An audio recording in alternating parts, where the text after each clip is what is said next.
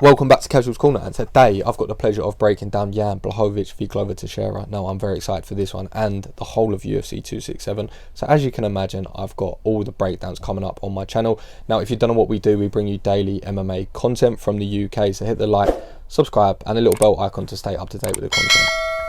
So let's jump into it, because I'm excited for this one, and you should be too, not just for this card, for the big dogs at the top of the tree. Let's have a look at it. We have Blehovich, who's sitting at 28-8, and the last few times we've seen him against Adesanya, we've seen him against Dominic Reyes. That's obviously a very impressive win against Adesanya, him coming up in weight class, obviously. A very impressive win against a fighter like Dominic Reyes, and we know how that ended. And Corey Anderson, which has aged quite nicely because he's doing well in Bellator at the moment, and if you've been following their beef on Twitter recently, that's been pretty funny, and we've seen Yan get a little bit lively, which we don't often see, so I've enjoyed that. And it's against no one in the UFC, so he can keep his nice guy attitude over here and just use it elsewhere. I'm here for that.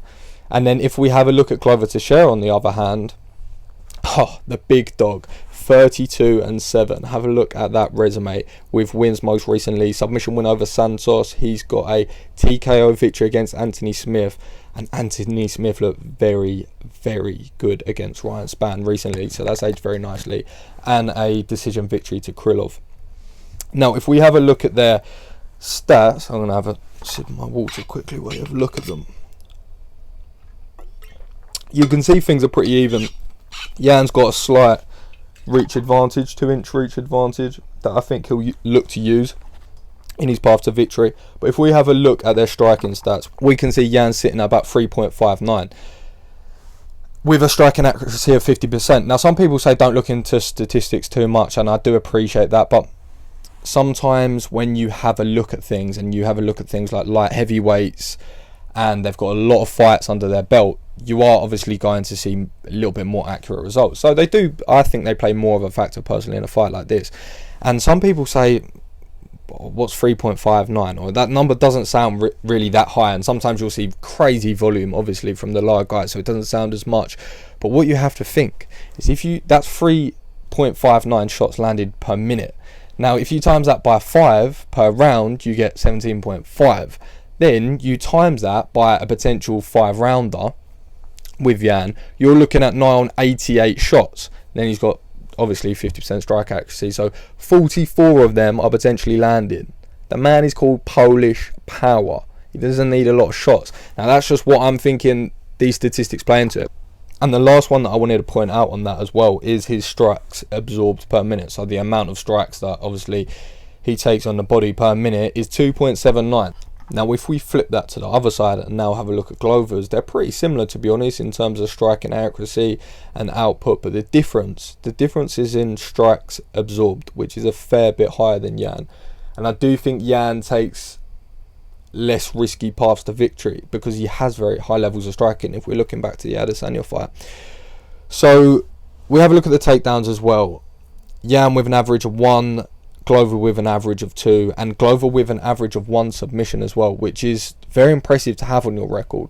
I have a look at these every week, and there's not a lot of people with 1, and to do that consistently over a long time is very impressive.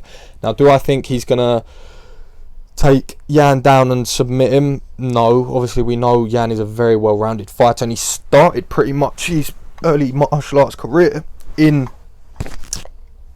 Brazilian Jiu-Jitsu, so we know he's very good down there as well.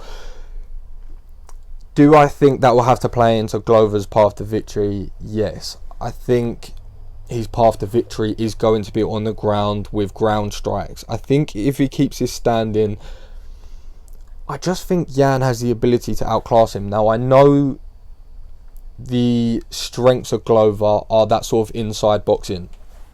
Getting there is a different thing, especially where he has that 2-inch reach advantage. Yan's really rounding out his game. If you look at his last few fights, what he does well is he dictates the fight at his own pace, and his own pace, he's very comfortable with his striking in that. Now, it is to say, if he's pushed outside of those realms, maybe we'll see something we haven't needed to see from him recently, because even you look at the Adesanya fight, that's why I thought it was such an impressive performance, because his defensive striking was so good and his conditioning was so good. He was biting at every feint, and people may say, oh yeah, he was biting at every feint, but he was reacting to every feint up until the final bell. So that takes a lot of energy as well, and he was very calculated, and he kept himself out of danger with a very, very good striker. So I think Glover's going to have a hard time closing that distance, but I think that's where he wins. I think obviously he has to do the work on the closer range boxing that we've seen from him and seen it to be so effective, but I just think that could be dangerous there. It could be dangerous because if you're in a clinch situation, then you're on the potential of a short left hook on the break, and it doesn't take a powerful shot from Jan. We know that, and he has a power. That's the big Polish power. That's what I can't look past. But on the other side, my heart tells me Glover. My heart tells me you can't bet against Glover. I put myself in the mindset of maybe a Michael Bisping back in the day.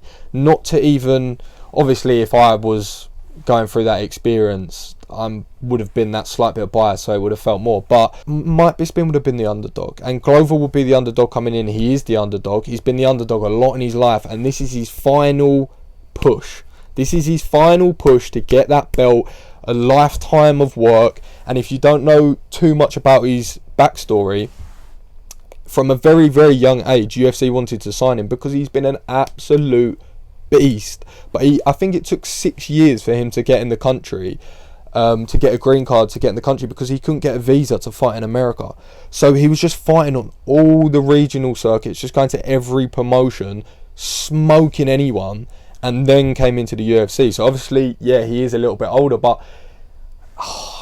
that's a lot of fight IQ. And Jan may be smart, and he may be a very good fighter, which he is both of those things, and he is exceptional level. But if I combine the tenacity of Glover Teixeira anyway, combine the fact it's his last ever push, combined with all of that fight IQ, combined with impressive wins recently, like I said, Anthony Smith's a very, very good win. A very good win. I was going to go with Jan, but I'm sort of swaying the other way a little bit. My heart is leading me towards it. Maybe I've just made a good, convincing argument for myself. But it's a very close fight at the end of the day. It's a very close fight. Like I said, Jan was very impressive against Adesanya on the feet. And at the moment, in his last few fights, he's been able to dictate where it goes. He's strong on the ground. It's not like he's just gonna get taken down by Glover and held there. No, he's a black belt. He may throw up a triangle. He's very dangerous. Like I said, he carries power everywhere, not only in his kicks and his hands, but you have to think his ground game as well.